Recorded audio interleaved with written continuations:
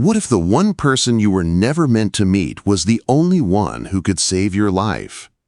Montana Territory, deep winter of 1887.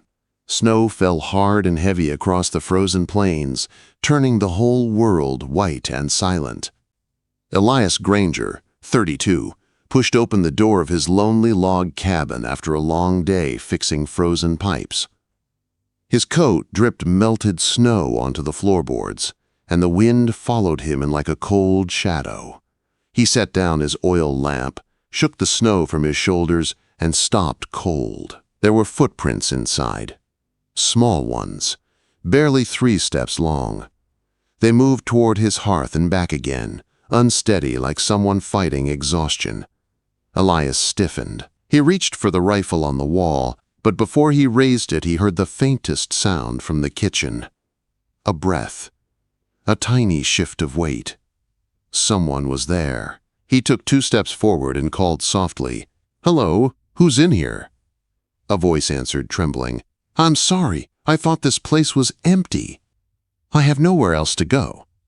Elias lowered his rifle a little. The voice was young, scared. He lifted the lamp and finally saw her through the dim glow. A woman stood by his stove. Dress him, crusted with frozen mud. Her cheeks were pale from the cold, her hair wet and sticking to her face. Her hands shook as she held herself tight, as if she feared she might fall apart if she let go. "My name is Annabeth Moore," she said quietly. I didn't know who else to turn to." Elias blinked.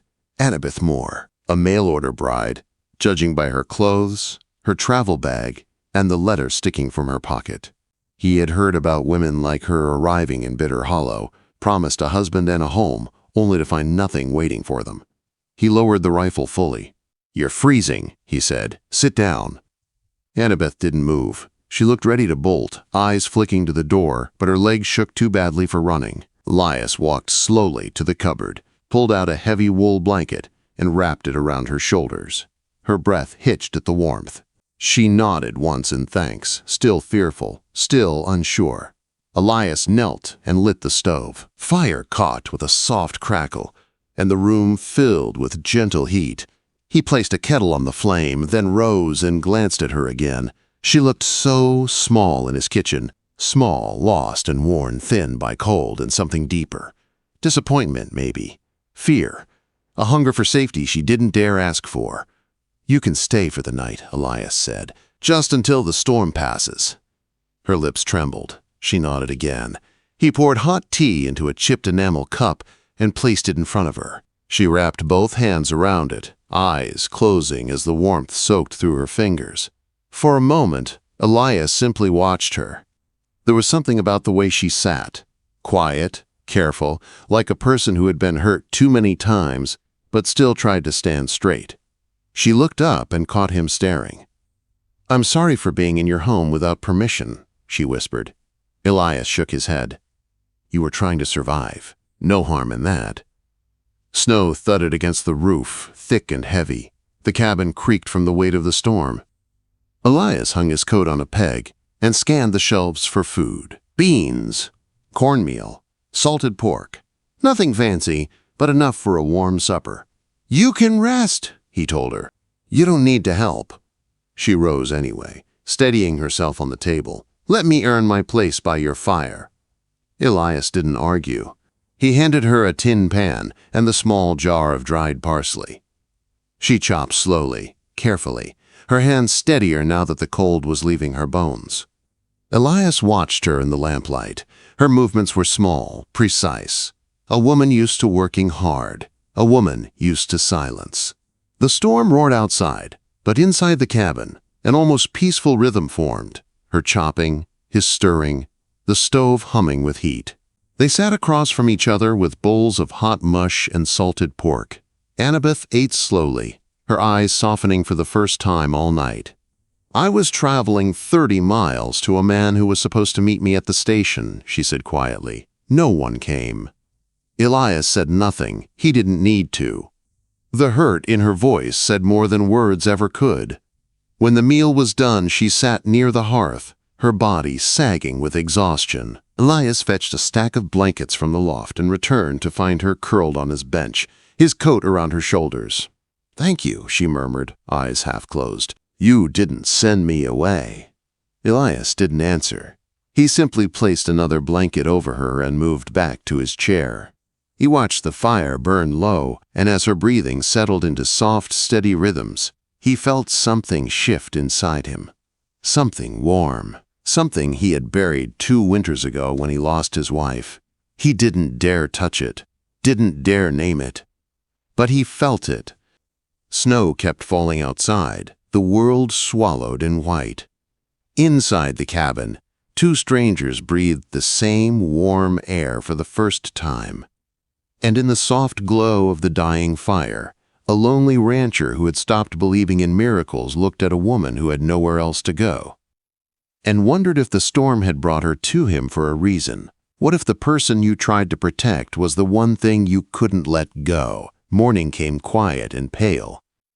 Snow had piled high against the cabin walls, and the world outside looked washed clean. Inside, the fire burned low, and Annabeth slept curled beneath the blanket Elias had laid over her. Her breathing was soft, steady, like she had finally let herself rest after a long, frightening journey. Elias had not slept much. He sat in his chair, watching the flames flicker and fade. He was a man used to silence, but this silence felt different. Warmer. As if the cabin itself had shifted, no longer as empty as it once was. At daybreak, he stepped outside, fed the mule, chopped wood, and cracked the ice off the water trough. When he returned, the smell of warm steam met him. Annabeth stood at the wash basin, sleeves rolled up, quietly cleaning the dishes from last night. Her hair was tied back with a small ribbon. She looked calmer this morning, but her shoulders still held the weight of fear she hadn't spoken yet. She turned when she heard him. "I hope you don't mind.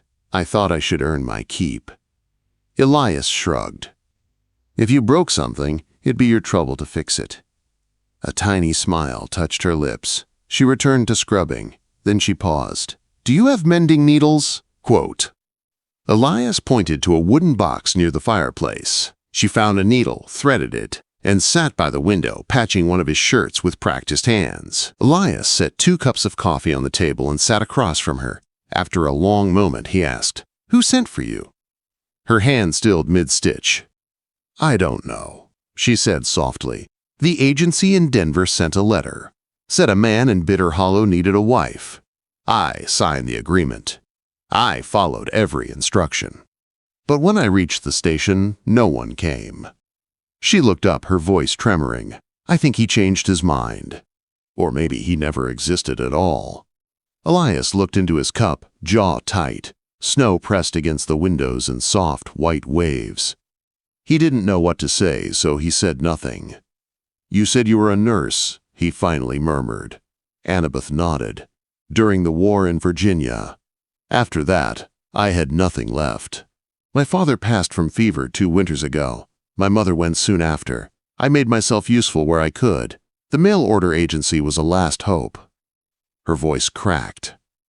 She blinked hard. Elias stood slowly, walked to the door, and tested the latch. When he opened it, the wind howled in. "We can't travel to town today," he said. "The storm's still thick. Maybe tomorrow." Annabeth lowered her eyes. "I understand." That night, the storm deepened again, louder than before. Wind rattled the shutters. Snow slid from the roof in heavy thumps. Elias stirred the fire and opened a small tin box hidden behind his stores. Inside was a wrapped bundle of dried mushrooms. He had saved them for years, untouched since his wife died. He began chopping them into the stew. Annabeth looked up. "Those are special." Elias nodded. "Saved them for the coldest day." "Is today the coldest?" she asked softly. He stirred the pot. "Maybe not, but it's the first day someone else has sat at this table since she passed." Annabeth froze. He ladled stew into 2 bowls and handed one to her. She held it gently, her eyes lingering on him. They ate in silence, but the silence wasn't empty. It held 2 lives and the things they didn't yet know how to say. The storm stretched into 3 long days. The cabin became their small world. She hummed while sweeping. He split wood with heavier swings to hide the warmth in him he didn't want her to see. At night, she slept near the fire, and he stayed awake longer than usual, adding logs when the flames dimmed. On the third night, she noticed a raw red patch on his hand from working in the cold. "Why didn't you tell me?" she whispered, taking his hand before he could pull it away. "I've had worse." "So have I," she murmured. She wrapped his hand with soft linen and tied it gently. Her fingers brushed his skin, and he felt something he hadn't felt in years. Something almost frightening. Later, when she wasn't looking, he slid her chair closer to the fire and poured her the last of the pine tea. She noticed but didn't comment. She simply closed her hands around the warm cup and nodded. On the fifth morning, the sky cleared. Elias hitched the mule and wrapped Annabeth in a heavy coat. "I'm taking you to town," he said. She nodded quietly. They rode through the snow until the town of Galloway came into view. Whispered gossip followed them as they walked to the small white church. Pastor Whitaker shook his head after checking his registry. "No husband here. No record of payment. She's not legally wed. Someone tricked her." Annabeth swallowed hard. Behind them, two women whispered, "She must be one of the rejects. Probably got passed around already." Annabeth flinched like she'd been struck. She stepped back, ready to flee. Elias followed her outside. Snow drifted softly around them. "I am not who you think I am," she whispered. "I know exactly who you are," Elias said. "You came to my door cold and scared. You worked without being asked. You asked for nothing but space to breathe. I didn't bring you here to shame you." She blinked, stunned. "I brought you here to be claimed," he said quietly. "I just didn't know it would be by me." Her lips parted, breath trembling. "I am not clean," she whispered. "I am not whole," he answered. "But I'm still here." He reached out, removed his glove, and laid his hand gently on her shoulder. "Annabeth, do you want to come back with me?" Quote. Her eyes filled with tears. "I don't have anywhere else to go." "You do now," Elias said. They walked back to the sled together. Neither knew it yet, but trouble was already riding toward them. And soon the man who claimed to own her would arrive, with a contract in his hand and a price on her life. What would you do if the past you ran from suddenly stood in your doorway? The morning sun had barely risen when Annabeth stepped onto the porch to hang fresh laundry on the line. The snow was crisp and glittering, the air sharp and cold. Inside the cabin, Elias was sanding a block of pine near the fire, humming under his breath without realizing it. Life had shifted in quiet ways. 2 cups at breakfast, 2 sets of boots by the door, a warmth that didn't come only from the stove. Then came the sound of hooves. Slow. Heavy. Certain. Annab froze. A black wagon rolled into the clearing, wheels cracking over frozen ground. A tall man stepped down. Tan coat. Clean boots. Silver buckles. A smile that didn't reach his eyes. Annabeth's breath left her. "Roy," she whispered. Roy Mercer tipped his hat as if greeting an old friend. "Well now, look at you," settled right in. Before she could speak, he brushed past her and pushed into the cabin. Elias turned from the fire, jaw tightening. Roy waved a folded paper in the air. "She's mine. Signed. Paid. Legal. Which means you're hiding property, cowboy." Annab stumbled back, shaking her head. "Roy, no! The man who wrote that letter wasn't you." Roy smirked. "Agency mixed up names. Doesn't matter. Paperwork says you belong to me." Elias stepped forward, his voice steady as stone. "No one here belongs to you." Roy shoved him hard. "Stay out of it." Elias absorbed the hit but did not move. Instead, he lifted his fist and struck once, solid, clean. Roy fell against the table, a thin line of blood sliding from his nose. Outside, a few neighbors had gathered, drawn by the wagon, drawn by the rising tension in the cold air. Roy staggered up and shouted to the crowd, waving the paper wildly. "Y'all see this? She's paid for, and he's stealing what ain't his."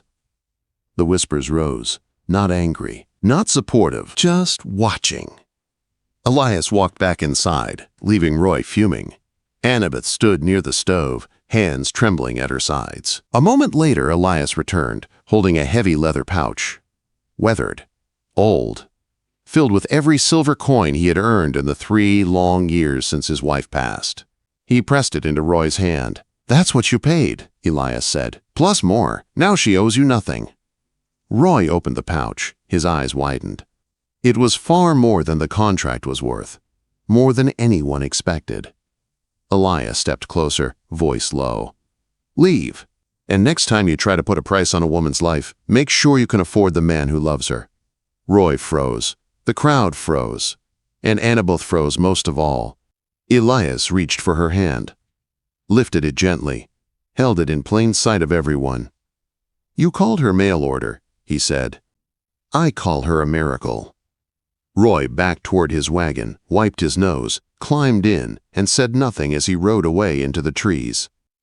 An old widow stepped forward from the small crowd. She placed a piece of hard bread wrapped in linen into Annabeth's hands. Her eyes were kind. "Looks like you bought back his soul, dear." The crowd drifted away quietly, but Elias never let go of Annabeth's hand. Spring came slow to the Montana Valley. The snow melted into soft earth. Grass peeked through the thaw. Birds returned, scattering their songs across the ranch. On a hill above the homestead, a small gathering stood. No ribbons, no decorations, no grand ceremony, just the wind, the valley, and the people who believed in simple promises. Annabeth stood barefoot in a plain white dress sewn by the widow. The sleeves were uneven, the hem crooked, but she looked like hope itself standing in the morning light. Elias wore his oldest shirt, clean but faded, with a sprig of dried lavender tucked into the pocket. Pastor Whitaker held no long speech. "Some vows are spoken," he said, "and some are lived." Elias turned to Annabeth. From his pocket he pulled a braided cord made of meadow grass. Rough, imperfect, strong. "Not a vow for show," he said quietly. "A promise in storm and in sun I'm yours, Annabeth." Her lips trembled. "And I'm yours. I think I always was." He tied the cord around their joined wrists. The knot held. A small sparrow landed on the fence nearby. Clara, the little orphan girl, clapped her hands. "They got wings now!" Laughter drifted across the hill. After the small gathering left, Elias guided Annabeth to the oak tree, where his father and wife rested beneath the soil. He knelt and opened a small wooden box, placing inside it a photo of his mother beside a new photo, the one he had secretly asked a traveling photographer to take of Annabeth on the porch with Clara in her lap, both smiling. "Now they're together," he said softly. Annabeth stepped behind him, wrapped her arms around his waist, and rested her cheek against his back. "And so are we," she whispered. That night, the cabin glowed with warm lamplight. Clara played with a straw doll. Annabeth baked cornbread, filling the room with the scent of home. Elias sat in his old chair, and Annabeth's hands rested on his shoulders. He looked around the room. The fire, the laughter, the woman he had nearly lost to a contract. The home that had once been quiet now felt full. And for the first time in years, Elias Granger felt whole, not because the storm had ended, but because love had stayed.